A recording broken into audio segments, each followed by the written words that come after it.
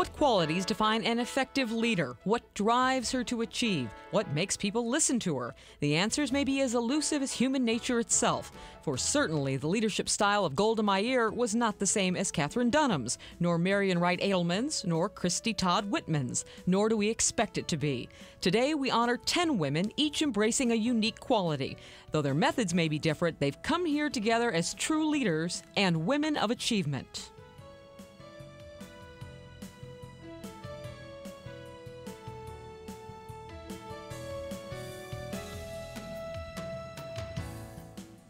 Patricia Barrett, honored for her community leadership, is one of those volunteers who knows how to move others to action.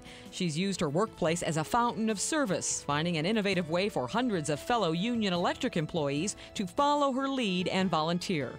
One of her current roles is as commissioner for the Investigative Learning Center program of the St. Louis Public Schools. There, Patricia Barrett continues to show what her own brand of initiative can do. I think initiator is the word that I would like to use to describe my role in the community. There are many things that I've been able to initiate as a result of my position at Union Electric Company that have played out in the community for the community good over many years' time. I think that many of us have an ability to initiate good things in the community if we can figure out what our personal resources are, what the community needs are, and build a bridge between the two. Union Electric formed a group of programs back in 1982 that we called Energy Plus. It grew from a core of 4 programs, and I think our customers would know the Dollar More program as being the most prominent. That program has been very successful, very visible, but there are 16 other programs now that range from weatherization kits where volunteers assist in putting weatherization materials in the homes of elderly people. It involves energy aid grants to nonprofit organizations in the energy-related area, but for a variety of reasons. A special partnership with the Community Outreach Center of the Urban League.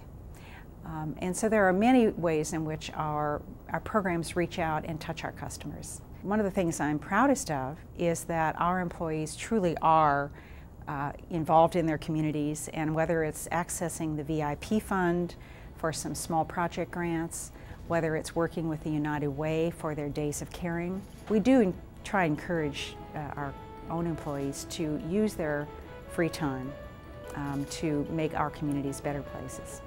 One of my most interesting assignments right now is as a commissioner for the Investigative Learning Centers of the St. Louis Public Schools. We're here today at Melanphy, which is one of the science magnet schools, and that program is reaching 560 young people, and it is a wonderful program for preschool through the 5th grade.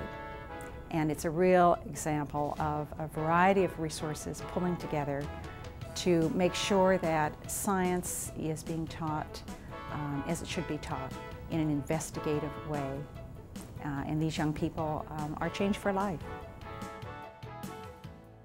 Nancy Bobrow is a champion for child welfare. She continually offers her expertise to help stem the tide of abuse against women and children. Nancy has worked with scores of organizations, such as court-appointed special advocates and the Missouri chapter of the National Committee to Prevent Child Abuse. As current board president of St. Louis Crisis Nursery, Nancy Bobrow is fully committed to Tikkun Olam, repairing the community. I think the thing about why is what's important to me, and it's part of being Jewish and my spirituality, and it's a feeling that's a Jewish word of Tikkun Olam, which means repairing the world and working for social justice. And my form of doing that for myself has always been with children and for people who can't help themselves, and kind of trying to make a difference in people's lives and help make people's lives better and help people to help themselves. The St. Louis Crisis Nursery is an agency that was founded 10 years ago at one site, the site you see here in Deaconess Hospital. And at this point in time, we have 3 sites in the community. We're at Christian Northeast Hospital, and we're at St. Joseph's Hospital in St. Charles. and we are providing prevention services. So before there's any child abuse or neglect going on in a family is feeling stress or in crisis, which all families feel these days, we're a place that the family can call or different agencies can refer this family. What happens is the family brings their child or children, and we provide 7-day-a-week, 24-hour, 365-day-a-year service. We actually take care of the children. The children are left here with qualified staff and volunteers, and that family is networked in the community with an array of services that they may need. Well, in volunteer work, as much as you give, you get so much more in return. And my friends who know me kind of kid about the fact that I blend my career into my volunteer involvements, because I do work at Cardinal Glennon as a professional psychologist with kids.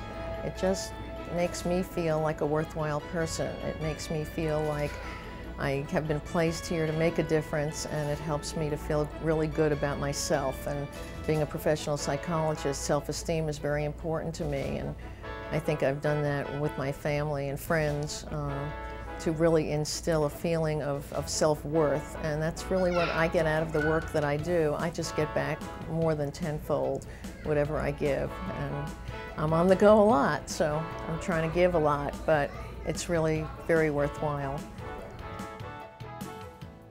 Talented, creative, energetic, Camilla Thompson Brauer.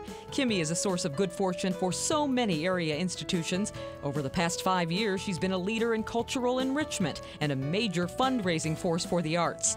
Last year, for example, she chaired the first $1 million gala for the Opera Theater of St. Louis. Not only does Kimmy participate herself, she knows how to encourage and motivate other volunteers. When you need real dedication, you look for Kimmy Brauer. Dedication, by definition, means doing something that you don't necessarily always feel like doing. It's personal responsibility. It's a marriage, it's a parent, it's a job, it's a commitment to the community. Dedication means you stick with it, you try to enhance it, you try to build on it, you try to make the contribution. My history with the Art Museum started many years ago, quite frankly, as a school child in grade school. You may know that the St. Louis Art Museum leads the nation in its education program, where they serve more students per capita in St. Louis than any other city in the nation. I was one of those students many years ago, one of those 450,000 students annually, quite frankly, that they serve. And as it evolved, I felt more connected to the Art Museum, more interested in coming here. And as a young adult, I was engaged in helping them raise money. And I came on their Friends Board and spent 2 terms as a friend on the Friends Board, and then was asked to join the Board of Trustees. Spent 2 terms as a trustee and also as head of the Board of Trustees for 2 years. And this year was asked to join the commission. I think the arts are one of the key ingredients to any rich community. You can have wonderful sports, you can have wonderful schools, but without the art there is no soul. And it has the element of giving back enormously to everyone, no matter what your tastes or what your backgrounds are. It's always an enrichment to each of us. And whether it's the performing arts, or in this case, the splendor of the Pharaohs or opera, all of those different facilities add so much luster and passion to our lives. It's just an ingredient that is such a necessity that it was always something that I was committed to. Evelyn Cone has fully embraced every one of her many leadership roles, and those she leads embrace her right back. She developed the volunteer component for KMOV's Consumer Hotline. She's involved in the Jewish Community Relations Council. Currently, Evelyn has been pouring her energy into health education, more specifically into Doorways, an interfaith residency program for people with AIDS. Leaders instinctively reach out for more responsibility, and many find that the more you help, the greater the rewards. Certainly, Evelyn Cone does. I can't think of anything more rewarding than doing volunteer work. It has allowed me to make friends that I'd never be able to make otherwise, to meet people, to to involve other people in activities that give them enjoyment. It's very rewarding to involve other people in an activity and then see the enjoyment they get from it. Well, I became involved with Doorways because I was very upset by the way people with AIDS were being talked about, spoken about, and the way they were being treated.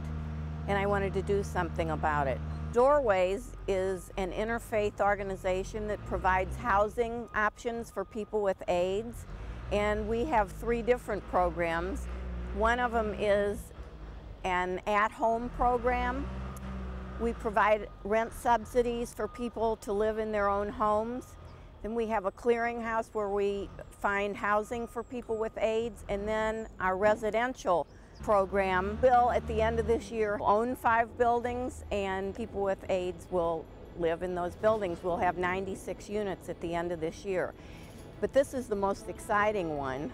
There'll be 36 rooms with private baths, common areas, 24-hour nursing, 3 meals a day, and massage, recreation, and it'll be a wonderful place to live.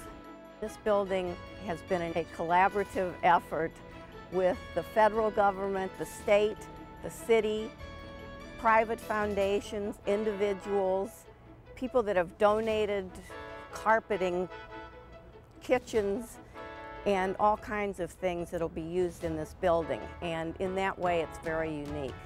And I think the building makes a statement. It says to people with AIDS that people, we care about you, we love you, and you're okay. Barbara DeGo Nia is an executive director, but not like many you know. Her work at Kids House is on a strictly volunteer basis, and her dedication to youth services has shown through from the day she started this home for children in need. Every day you can feel her compassion as she strives to make the children of Kids House feel a sense of great value and hope. Some leaders are visionaries. One moment they're going about their daily business, and the next they're exploding with an idea they must carry through. Some leaders are visionaries, like Barbara DeGo Nia. I think that I am a visionary person. I seen this shelter for 2 years before it ever existed. And I drove around raising money for this shelter and presenting my vision to clubs and churches and organizations that would listen to me and said, this is my vision, this is what I want, this is what we can do for these children. And I sold them on my dream and my vision. Children placed in Kids House are victims. They're not criminals, first of all. These children are all angry. And you know, they have a right to be angry. What we teach them is to run their fist through a wall or cut their wrists is not the answer.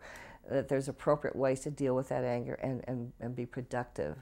And so that, we try to get them to where, once they go through our program, that they can go back home maybe, and that's if the home has done what it has to do to get the child back. A lot of the times it's an alcoholic parent or whatever. They have to go to classes and they have to do things to get the child back. I will say most cases the parents don't make those efforts. And sometimes they go to grandmas or an aunts or an uncles or whatever once they've been through our program, or to foster care. We also have some that don't ever go back. We keep them until they're released from the state, emancipated, and go out on their own. And we have, for those older girls that are getting, or children that are getting ready to do that, we have a program that's called Transitional Living, and we teach them how to shop for groceries, how to shop for a car, how to buy car insurance, how to change a flat. We get them prepared as much as possible for going out on their own. And it works really well. I have one, she was my 3rd girl, and her name is Jan. She was with me 2.5 years, and then she started teaching the independent living program that I just described for the Division of Family Services for the state, and teaching children that was here in the facility, some of those that she was even in here with. And now, that was 4 years ago, now she is working for us, teaching our independent living program here at the shelter. So that's really something. If we don't do anything else, we certainly change that life.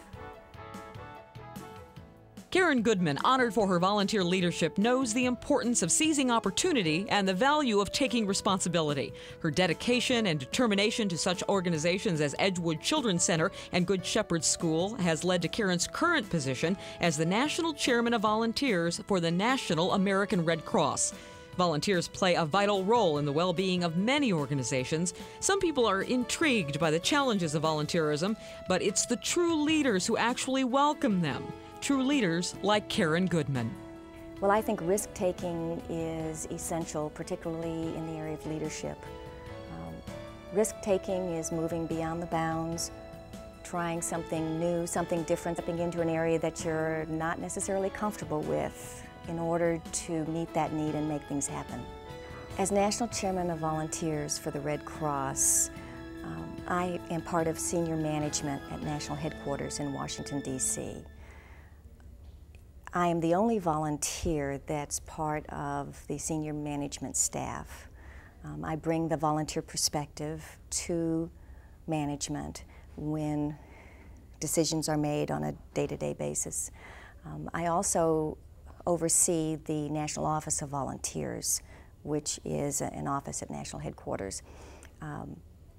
We provide the support, the tools, the training for volunteer management in the field through our chapters and our blood regions. And then I'm also a spokesperson for the organization. I do a number of presentations, volunteer recognitions, presentations at conferences that center around volunteering. I'm still currently involved in a number of organizations that focus on children and the needs of children. Many people are concerned about children and their vulnerability. I see children as our hope, our future. It's important for a community to have children that are healthy and are given the opportunities to learn and to grow in a healthy environment. So I see them as a valuable resource. Mary Lee Herman is well aware of how many significant causes there are in St. Louis and how much money it takes to keep them running. Mary Lee is one of those rare people who is able and willing to raise funds for humanitarian concerns. From 1982 through the present, she has chaired 13 major fundraising events for St. Louis institutions like the Botanical Garden and for lesser-known causes like Paraquad.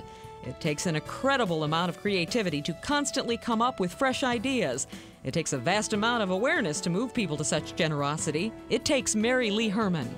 Awareness to me is really making the community aware of the needs, aware of the resources, aware of how to help and who to get to help.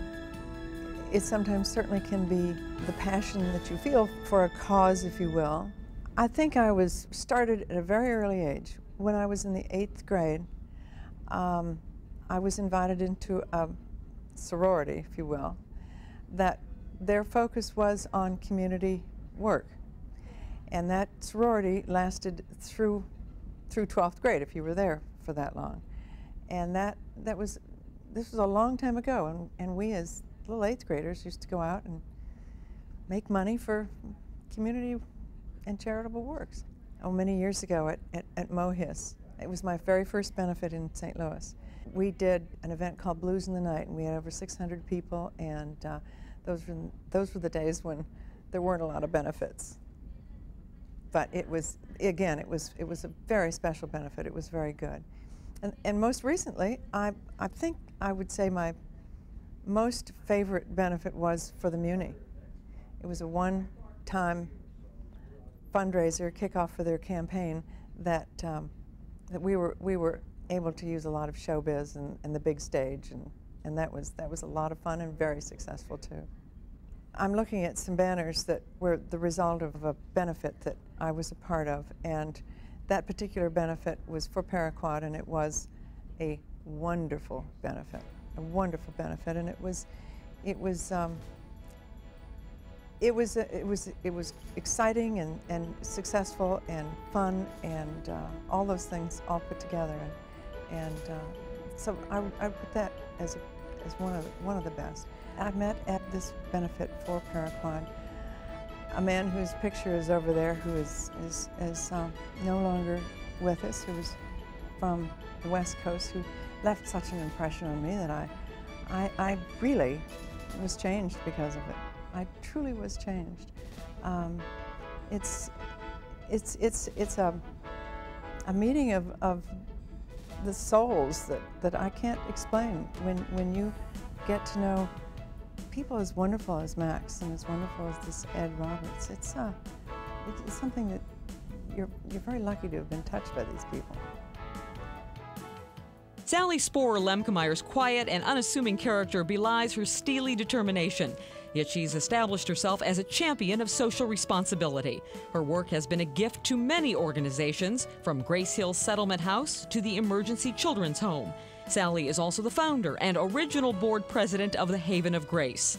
It's often the leaders who find the greatest rewards through selfless action, and Sally Lemkemeyer has reason to feel greatly fulfilled. Fulfillment is a big word. I guess to be fulfilled is to be completed, which I don't think you reach in a lifetime, but I guess I am on a journey toward that, which is for me a walk in faith. And this whole project has been an amazing walk in faith. It's been exciting to see things fall into place in ways that I would never imagine. If we opened our doors in 1988 as a project of St. Peter's Episcopal Church, and a lot has happened here since then. It's been a wonderful, challenging experience to be a part of the happening here. Our program keeps evolving as we see new needs, as the young women we work with need things to be done a little differently. The program evolves. We have 8 young women and their babies at a time. They come in their last trimester of pregnancy and stay sometimes 4, sometimes 6, sometimes 8 months, whatever their need is. We give them the support they need before the baby comes and through the childbirth and then after. To be homeless is to experience something that I have not, and it must really be a terrible thing. To be pregnant and homeless would be something that, I can't even imagine. These young women are very, very vulnerable. They need special needs, and they come here, and it isn't just a shelter, it's a home. It really is home-like, and they feel that way. For some, it's the only home that they've ever known. It's a very fulfilling place for me to work. There is a lot of love, a lot of nurturing going on here, and it's a wonderful place to come spend time. It always feels right to be here. Bessie Bennett Peabody more than values education. She has made it her life work. Bessie is senior author of Project Hope, helping other people expand, where she trains volunteers to teach adult literacy programs. She also pioneered the often replicated No Fight School, Peace Education School concept to promote conflict resolution between students. Bessie Bennett Peabody finds the challenges of her service to be truly inspiring, but perhaps more important, Bessie herself is an inspiration to all the lives she touches. Inspiring. To me, inspiring means to stimulate, to motivate, to communicate, and to encourage people that I work with. It's giving people hope. And when people are inspired, that inspires me. I'm an administrative assistant in charge of curriculum K through 12. I had previously been a principal for 10 years, and then a supervisor before that for 12 years, and an elementary school teacher, which I truly enjoyed. Project Hope was a program that was initiated in the 80s. And it started because the president decided that he wanted everybody to be literate and to be able to function by grade 4. So our school district decided that we should initiate such a program. So I, along with my co-author, were appointed to write this program.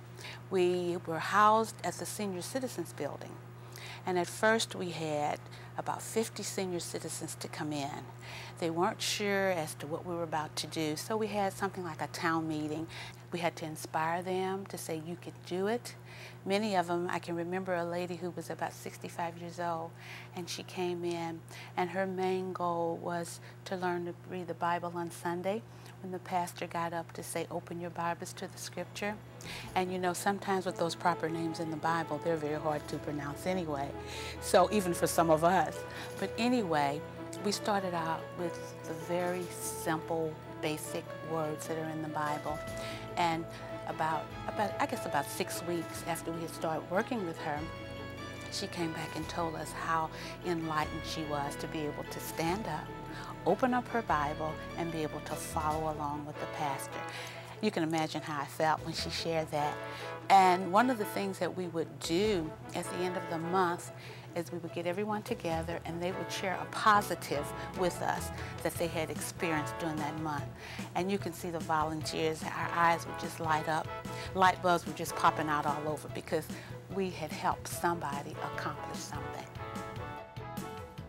To list Judith Sims' efforts would not do her justice, for she's provided valuable service to the Salvation Army Hope Center, Christmas in St. Louis, the St. Louis Symphony, and more. For all these organizations, she has provided her marketing and public relations expertise, enabling them to achieve and many times surpass their goals. This champion of civic responsibility has an abundance of energy and determination, and Judy Sims pours these qualities into actions that make our community shine. To me, energy means excitement. It means dedication, determination. You can't have one without the other. I've been accused in the past of having too high a level of energy, but I think that the people who say that are seeing me right in the midst of a project that I'm excited about, that I believe in, and I want them to share it. I want them to see it, so they see this high level of energy. If I go back a long time, I like to talk about the very first board that I was invited to join. I believe that was Boys Town of Missouri, and I joined them. They had the belief in me that I could help them, and I loved watching them work with the kids and helping the kids. I rode on the wagon train for a couple of years. I worked on the National Charity Horse Show Board for a long time. Well, you know, why a horse show? Well, because the money went to find a cure for diabetes. And, you know, I have diabetes in my family. I have a brother-in-law who died from diabetes and a niece that suffers from diabetes. I believe very strongly in diabetes research. So I worked on the Charity Horse Show Board for a long time to try to raise money for research. The Hope Center for the Salvation Army, they do wonderful things for children, very, very small children. The Cameron Youth Orchestra, which is something I'm working with right now. This is an organization of senior high school students and college students that are involved in classical music. And they're extraordinarily talented young people. And they're new, they're growing, they need our help. So that's one of the reasons that I'm volunteering. I'd like to see them continue to be successful. I volunteer for several reasons. One is because I think that people who have been given a lot have an obligation to give it back. I think that for those of us who have achieved a certain amount of success in our private lives as well as our public lives, we need to go back in and share some of what we have with other people and help other people open doors. Leaders are determined, dedicated, and aware. They are visionaries, initiators. They take on acts of tikkun olam, repairing the community. They understand the importance of volunteerism. They find that embracing a leadership role is rewarding, inspiring, and fulfilling. They are Patricia Barrett, Nancy Bobrow, Kimmy Brauer, Evelyn Cone, Barbara DeGo Nia, Karen Goodman, Mary Lee Herman, Sally Lemke, Bessie Peabody, and Judy Sims. They are our 1996 Women of Achievement, and we are forever thankful.